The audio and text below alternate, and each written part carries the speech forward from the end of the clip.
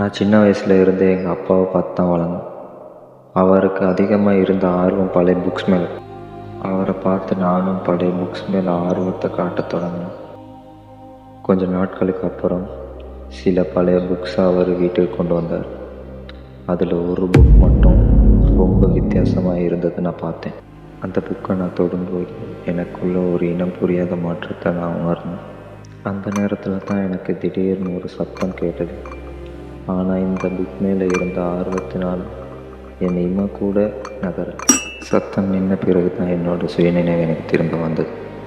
சத்தம் வந்த பாதையில் போயிட்டு பார்க்கும்போது என்னோட அப்பா கீழே இருந்த நிலையில் கிடந்ததை நான் பார்த்தேன். என்னோட அப்பாவை தொட்டு நான் அழும்போது எனக்கு ஞாபகம் வந்தது நான் வாசித்த வரிகள், உயிர் பலி எடுக்கும் வசனங்கள்.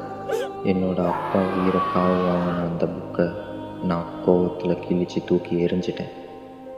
அப்பாவோட மரண சடங்குகளை முடிச்சுட்டு வரும்போது நான் கிழிச்சு போட்ட அதே புக் கண் முன்னாடி முழுமையாக இருந்தது. எந்த ஆர்வம் அந்த புக்கை வாசிக்க என்னை தூண்டியதோ அதே ஆர்வத்தை மறுபடியும் நான் எனக்குள்ளே உணர்ந்தேன்.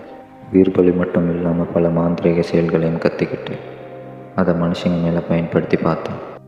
இந்த மாந்திரிக செயல்களை கற்றுக் கொடுக்கும்போது ஒரு தட்சணையாக உயிர் பலி கேட்டது. அது கேட்ட உயிர் பலிகளை நானும் ஈவு இறக்கம் இல்லாமல் கொடுத்தேன்.